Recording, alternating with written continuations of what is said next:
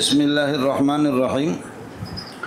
یہاں یہ حدیث نمبر 336 اور یہاں باب کے لحاظ سے تیسری حدیث ہے۔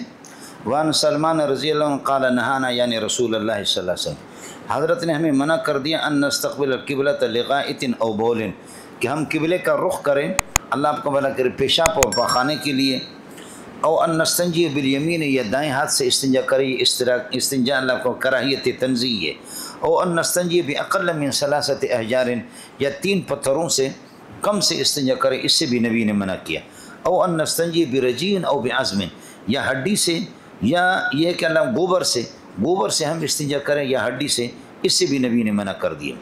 باقی سب کچھ ٹھیک ہے، استقبال قبلہ للغائط وغیرہ یہ سب کچھ استدبار کا مسئلہ کل آپ کے سامنے گزرا۔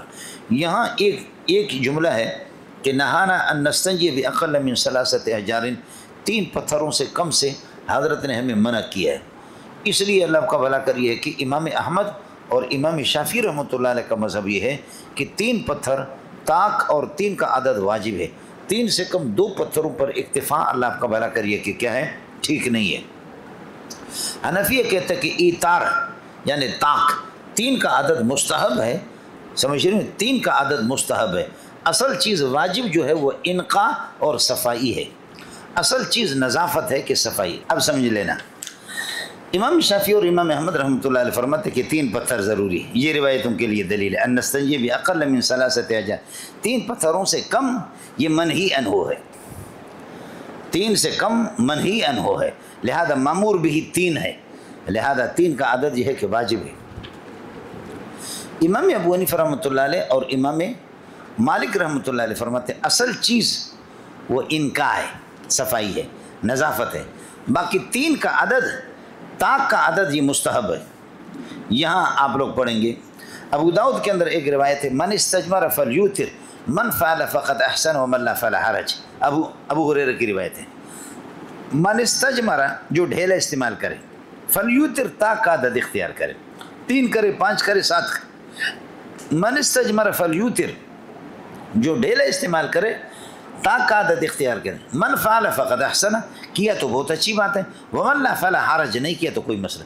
معلوم ہی ہو گیا کہ یہ واجب نہیں ہے، ورنہ تو پھر یہ نہ کہتے کہ اللہ آپ کو کرے تو اچھی بات ہے، نہ کرے نہ کرے، یہ تو مستحب میں ہوتا ہے، ایک مسئلہ۔ دوسرا مسئلہ یہاں روایت نمبر اللہ آپ کا بھلا کرے، آگے آپ پڑھیں گے کہ حدیث نمبر 16 ہے، حضرت عائشہ سے روایت ہے، مل گیا آپ کو؟ وَأَنْهَا قَالَتْ قَالَ إِذَا ذَهَبَ أَحَدُكُمْ إِلَى الْغَائِطِ، جب آپ میں سے کوئی پست زمین جھیل وغیرہ میں جائیں، فَلْيَزَمْ مَعُ بِثَلَاثَةِ أَحْجَارٍ، 3 پتھر لے کر کے جائے، يَسْتَطِيبُ بِهِنَّ، اور ان سے صفائی حاصل کرے، فَإِنَّهَا تُجْزِئُ عَنْهُ، اس لیے کہ عام طور پر 3 پتھر کافی ہو جاتے ہیں، یہ سمجھے؟ تو یہ 3 پتھر عام طور پر کافی ہوتے ہیں، یہ اتفاقی چیز ہے، ورنہ ضروری نہیں ہے۔ یہ حضرت عائشہ کی روایت ہے، 2 باتیں۔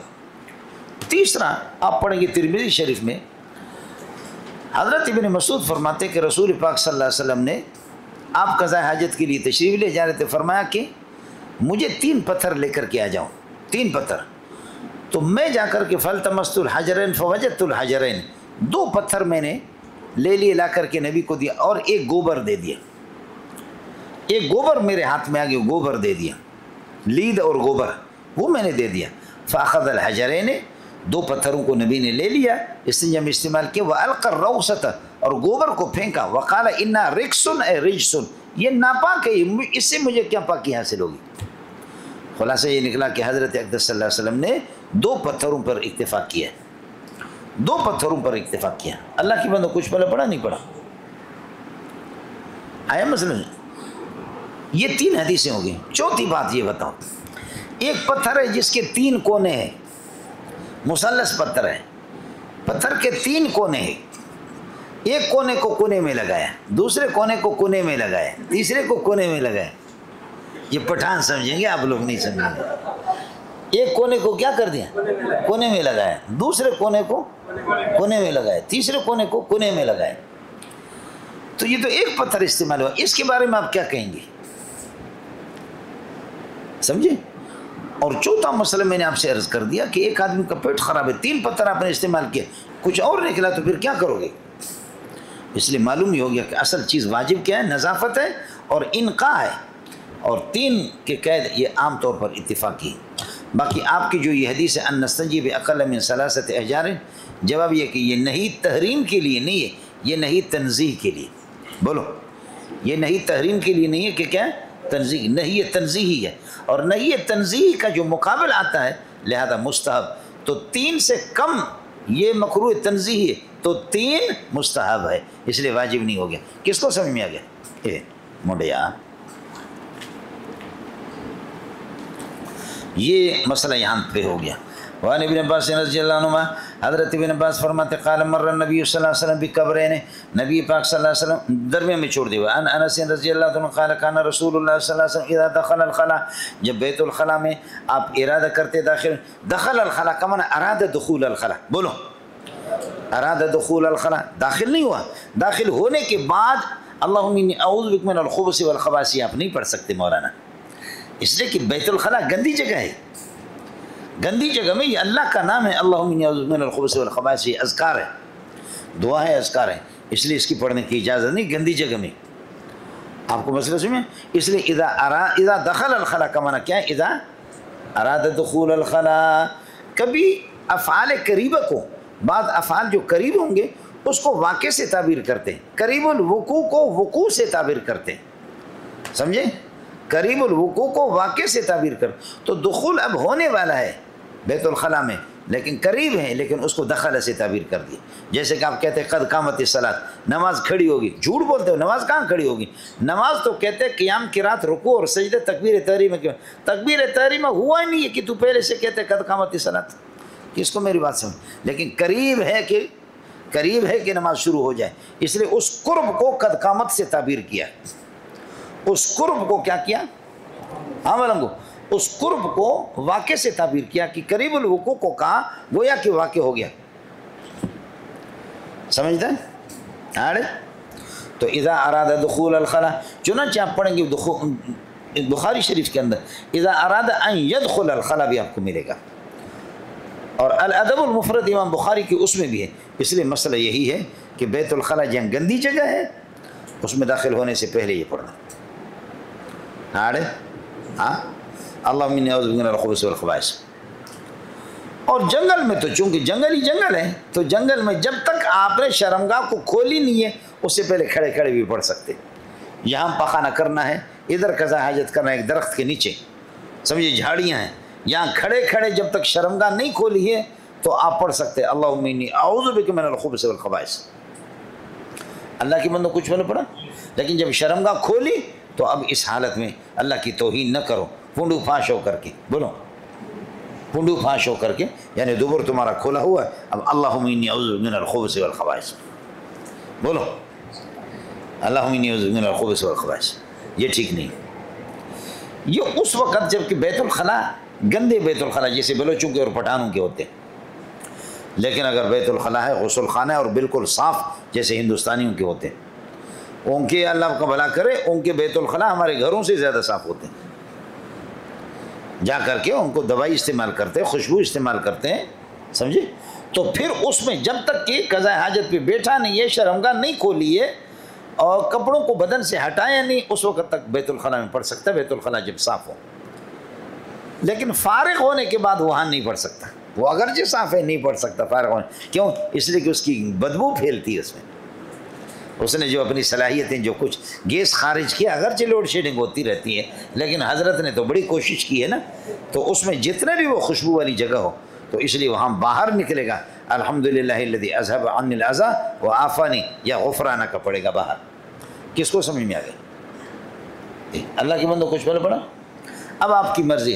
بسم اللہ الرحمن الرحیم، اللہم انی اعوذ بک من الخبث والخبائث، بسم اللہ الرحمن الرحیم، اعوذ باللہ من الخبث والخبائث، بسم اللہ الرحمن، بسم اللہ، اللہم انی اعوذ بک من الخبث والخبائث، بسم اللہ، اعوذ باللہ من الخبث والخبائث، چاروں میں سے کوئی بھی پڑھو۔ بسم اللہ الرحمن الرحیم، اللہم انی اعوذ بک من الخبث والخبائث، بسم اللہ الرحمن الرحیم، اعوذ باللہ من الخبث والخبائث، بسم اللہ، اللہم انی اعوذ بک من الخبث والخبائث، بسم اللہ، اعوذ باللہ من الخبث والخبائث۔ سمجھتا ہے؟ فرمایا کہ جب آدمی یہ پڑھ لیتا ہے تو پھر جنات کا حملہ نہیں ہوتا، اس لیے کہ جنات کو گندگی سے پیار ہے، گندی جگہوں میں ہوتے ہیں، جھاڑیوں میں، جیسے کہ آگے آ گیا ان هذه الحشوش، یہ جو جھاڑیاں ہوتی ہیں مختضرۃ، یہ جنات کے حاضر ہونے کی جگہ، جنات یہاں حاضر رہتے ہیں گندی جگہوں کو۔ جنات گندے ہیں، گندگی کو پسند کرتے ہیں، گندے بندے کو پسند کرتے ہیں۔ جنات گندے ہیں، گندگی کو پسند کرتے ہیں، گندے بندے کو پسند کرتے ہیں۔ تنزل علی کل افاک اثیم، پرلے درجے کا جھوٹا آدمی، گناہ گار قسم کا آدمی، جنات اسی پر آتے ہیں۔ یلقون السمع واکثرهم کاذبون، تنزل علی کل افاک اثیم، یہ جنات اس قسم۔ اب آدمی اگر اللہم انی اعوذ بک من الخبث اس کو کھول دے، اللہم انی اعوذ بک من الخبث والخبائث اگر آدمی پڑھتا نہیں ہے تو پھر شیطان اس کے مکر کے ساتھ کھیلتا ہے، خود اسی مشکوت میں موجود ہے، بھی آپ کے سامنے آ جائے۔ سطر ما بیننا و بین اعین الجن، ہمارے اور جنات کے درمیان میں آڑ، وہ ان یقول احدهم بسم اللہ اللہم انی اعوذ بک من الخبث والخبائث، یہ آڑ ہے۔ اور اگر یہ نہیں ہے تو پھر شیطان دیکھتے ہیں، شیطان انسان کے شرمگاہ کے ساتھ کھیلتا ہے۔ اب آپ کہیں گے نہیں استاد جی ہم تو اعوذ باللہ اللہم انی اعوذ من الخبث والخبائث پڑھتے نہیں ہیں، لیکن پھر بھی کبھی شیطان کو نہیں دیکھا کہ ہماری شرمگاہ کے ساتھ کھیلے۔ تو میں آپ کو کہتا ہوں کہ کھیلتا ہے، آپ کو پتہ نہیں چلتا۔ اب آپ کو میں بتا دیتا ہوں، اس کے بعد دیکھ لینا۔ فرمایا کہ فإن الشیطان یلعب بمقاعد بنی آدم، بنو آدم کے مقد کے ساتھ کھیلتا ہے۔ اس کا مطلب یہ کہ یوسوس فی قلبہ، اس کے دل میں وسوسہ ڈالتا ہے، وہ خود اپنے سامان کے ساتھ کھیلتا ہے۔ اللہم انی اعوذ من الخبث، خبث خبیث کی جمع ہے نر جنات، اور خبائث خبیثتوں کی جمع مؤنث جنات۔ اللہ آپ کی پناہ میں آ جاتے ہیں ان خبیثوں سے، ان کی طبیعت میں شیطنت ہے، نبی پر حملہ کرتے تو آپ کو مجھے کہاں چھوڑیں گے۔ ان عفریتا تفلت علی البارحة لیقطع علی صلاتی فامکننی اللہ منه فاخذته فاردت ان اربطه بساریة من سوار المسجد فذکرت قول اخی سلیمان علیہ السلام رب هب لي ملکا لا ينبغي لأحد من بعدی انک انت الوهاب فرددته خاسئا۔ جن آ گیا مجھ پر حملہ کرا، میری نماز کو خراب کر رہا تھا، میں نے اس کو پکڑ لیا، میں نے چاہا مسجد کی پلر کے ساتھ اس کو باندھوں، صبح کو سارے مدینے والے اس کو دیکھ لو، لیکن خدا کا واسطہ اس نے دیا۔ اور سلیمان علیہ السلام کی بات، سلیمان حکومت کر رہے تھے جنات پر، میں نے کہا اگر اس کو باندھوں گا لوگ صبح کو کہیں گے کہ جی ہمارا نبی بھی تو جنات پر حکومت کر رہا ہے کہ جن کو پکڑا ہے، تو میرے بھائی کی توہین کہیں نہ آ جائے۔ اس نے دعا کی اللہ جنات پر حکومت صرف مجھے دے دینا، باقی کسی کو نہیں دے۔ سلیمان کے احترام میں نے اس کو چھوڑ دیا، سمجھے؟ تو نبی پر جب حملہ کرے تو آپ کو کہاں چھوڑیں گے، اس لیے یہ دعا پڑھیں۔ تو حضرت سعد بن عبادہ رضی اللہ تعالیٰ دعا بھول گئے تھے، اس کو مار دیا، انہوں نے قتل کر دیا۔ قضاء حاجت کے اندر قضاء حاجت میں چلے گئے، ساتھیوں نے انتظار کیا کہ سعد بن عبادہ نہیں آ رہا، کہاں گیا کہاں گیا کہاں گیا، ارے بابا نہیں آ رہا، جا کر کے دیکھا کہ قتل پڑا ہوا ہے۔ کس نے اس جنگل میں کس نے مارا، دوڑا ادھر ادھر ادھر ادھر، کوئی قاتل نہیں ملے۔ تو جواب آ گیا، ایک جن کی طرف سے اعلان ہو گیا، قتلنا رئیس الخزرج سعد بن عبادہ رمیناہ بسہمین فلم نخطف فؤادہ، قتلنا رئیس الخزرج سعد بن عبادہ رمیناہ بسہمین فلم نخطف فؤادہ۔ سعد بن عبادہ جو خزرج کا رئیس ہے، اس کو ہم نے قتل کیا، ہم نے 2 نشان اس پر ایسا مارا ہے کہ لم نخطف فؤادہ، سینے پر دل پر لگے ہمارے نشانہ، ہمارا نشانہ کبھی خطا نہیں ہوتا، ہم ٹھیک نشانہ مارتے، تمہارے ساتھی کو ہم نے قتل کیا۔ تو نبی کے صحابی کو جب قتل کرے تو آپ کون ہوتے، کون سے باغ کی مولی؟ اس لیے ساتھی جو محمد رسول اللہ نے جو ہتھیار دیا اس کا اہتمام کریں۔ وعن انس قال كان رسول الله صلى الله عليه وسلم اذا دخل الخلاء يقول اللهم اني اعوذ من الخبث والخبائث متفق عليه۔ وعن ابن عباس قال مر النبي صلی اللہ علیہ وسلم بقبرین، 2 قبروں پر نبی پاک صلی اللہ علیہ وسلم کا گزر ہو گیا، فقال انہما لا يعذبان، ان دونوں کو عذاب ہو رہا، وما يعذبان فی کبیر، کسی بڑے عمل کے اندر دشوار عمل میں ان کو عذاب نہیں ہو رہا، اما احدہما، البتہ ایک ان میں سے یہ تھا، فکان لا یستتر من البول، یہ پیشاب سے آڑ نہیں بناتا تھا، پیشاب کی چھینٹیں اس کو لگ جاتی تھیں، وفی روایت لمسلم لا یستنزع من البول، یہ بچتا نہیں تھا لا یستتر آڑ نہیں بناتا تھا، اور لا یستنزی من البول بچتا نہیں تھا پیشاب سے، واما الآخر اور دوسرا جو تھا فکان یمشی بالنمیمۃ چغل خوریاں لے کر کے لوگوں کے درمیان میں گھومتا پھرتا تھا۔ ثم اخذ النبی صلی اللہ علیہ وسلم، پھر نبی پاک صلی اللہ علیہ وسلم جریدۃ رطبۃ، آپ نے ایک تر قسم کی ایک شاخ لے لی، ثم اخذ جریدۃ رطبۃ، تر قسم کی شاخ لے لی، فشقا بنصفین، اس کو چیرا آپ نے دو ٹکڑا کر دیا، ثم غرز فی کل قبر واحدۃ، پھر ہر قبر کے اوپر ایک ایک ٹکڑا آپ نے یہ کہ گاڑ دیا۔ قالوا یا رسول اللہ لما صنعت ھذا، آپ نے یہ کیوں کیا؟ فقال لعلہ، ضمیر شان ہے، شاید ان یخفف عنہما، ان سے عذاب ہلکا ہو جائے، معلوم یہ بسا، جب تک کہ یہ دونوں خشک نہیں ہوں گے، یعنی جب تک خشک نہیں ہوں گے عذاب ہلکا ہوگا، اور خشک ہو جائے گا یہ دونوں شاخیں ذکر کرتی، اور جب یہ کہ یہ خشک ہو جائیں گے تو ممکن ہے واپس عذاب آ جائے، لیکن جب تک یہ تر ہے، تازے ہیں، عذاب ان سے ٹل گئے۔ یہ دو قبریں کس کی تھی سمجھے؟ یہ دو قبریں، ایک یہ ہے کہ ماتا فی الجاہلیت، کافر تھے، تو کافر جب تھے تو کافر کے لیے تو پھر نبی نے دعا کی اور عذاب میں تخفیف ہوگی، کافر کی عذاب میں تخفیف نہیں ہوتی، لا یخفف عنہم العذاب ولہم ینظرون، کافروں کو مہلت بھی نہیں ہوگی، ان کی عذاب میں تخفیف نہیں ہوتی، اور اگر کسی کافر کی عذاب میں تخفیف ہوتی ہے تو پھر نبی کو اطلاع بھی کی جاتی ہے، جیسے ابو طالب کے عذاب میں تخفیف ہے۔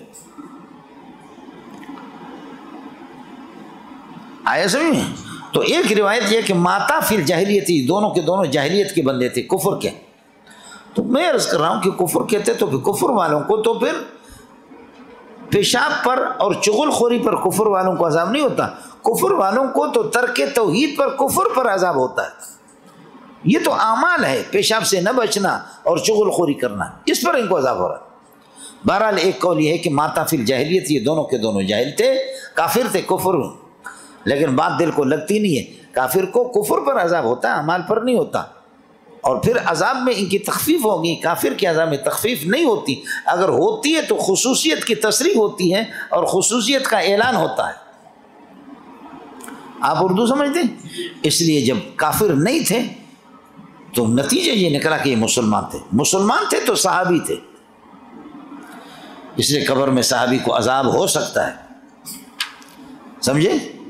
چنانچہ آپ فرماتے مرہ بقبرین جدیدین من الانصار، یہ انصار کی دو قبریں تھیں،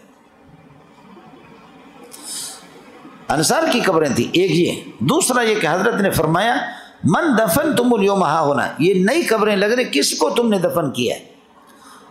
تو نبی تو مسلمانوں کے بارے میں پوچھے گا، کافروں کے بارے میں کیا پوچھتا؟ اس لیے یہ صحابہ کی قبریں تھیں، اور جب صحابہ مسلمانوں کی قبریں تھیں تو کیا قبر میں صحابی کو عذاب ہو رہا ہے؟ جی ہاں، دو چیزیں خیال کر لینا ہے، انتفاع عذاب، نفی عذاب جہنم، اس پر دلیل ہے صحابی سے، صحابی کو عذاب جہنم نہیں ہوگا اس کی نفی پر تو ہے، یہ کہ قبر پر عذاب نہ ہو اور اس کی نفی پر کوئی دلیل نہیں ہے ہمارے پاس، اس لیے صحابی کو قبر میں عذاب ہو سکتا ہے۔ کس کو سمجھ میں آ گیا؟ صحابہ سے جو وعدہ کیا جنت کا، عذاب جہنم ان کو نہیں ہوگا، نفی عذاب جہنم پر تو دلیل ہے، لیکن نفی عذاب قبر پر کوئی دلیل نہیں، اس لیے فرمایا لا تمس النار مسلما رآنی، جس مسلمان نے مجھے دیکھا ایمان کی حالت میں اس کو جہنم کی آگ نہیں چھوئے گی، باقی قبر کے عذاب نہیں ہوگا اس کا کوئی ذکر نہیں۔ کس کو سمجھ میں آئے گا؟ اب روایت میں آتا ہے، بعض روایت میں کہ چغل خوری پہ عذاب ہو رہا تھا، جیسے کہ یہاں فکان یمشی بن، دوسری روایت یہ کہ یہ غیبت کر رہا تھا، تو جواب یہ کہ چغل خوری، نمیمہ اور غیبہ دونوں کے اندر میں عموم و خصوص میں وجہ کی نسبت ہے۔ نمیمہ کہتے ہیں کہ نقل کلام الغیر علی جہت الفساد، ایک کی کلام دوسرے کو نقل کر کے بتا دینا، مقصد فساد ہے، لقصد الاضرار والافساد، فساد کی، یہ نمیمہ ہے۔ اور غیبت کہتے ہیں ذکر کا اخاک بما یکرہ، تو اپنے بھائی کا تذکرہ ان جملوں میں کرے جن کو وہ ناپسند کرتا ہے، ذکر کا اخاک بما یکرہ، اپنے بھائی کا تذکرہ۔ اب ان دونوں میں کسی بھائی کا تذکرہ کر رہا ہوں اور اس کو نقصان دینا بھی مقصود ہے، یہ نمیمہ بھی ہے آپ کے سامنے، اور ساتھ ساتھ ایسے اس کی غیبت کر رہا ہوں کہ جو اس کو ناپسند ہے، غیبت بھی ہے اور یہ بھی۔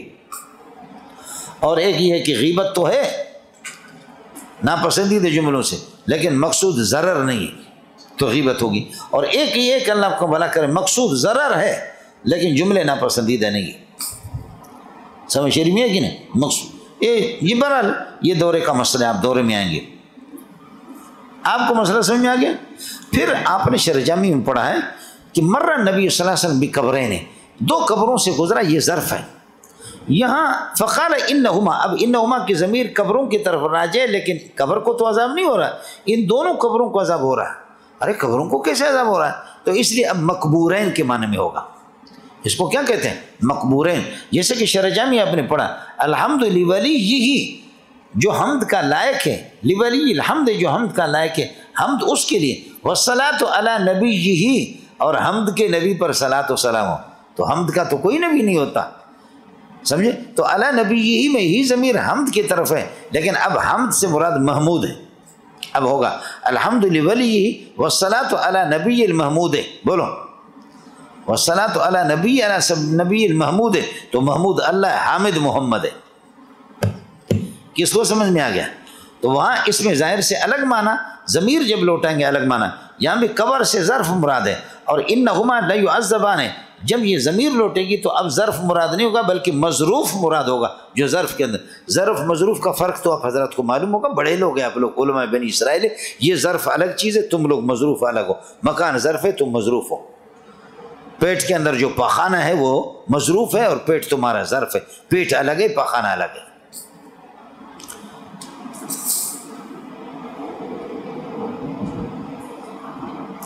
اب ایک چھوٹا سا طالب علمی بات ہے، وہ یہ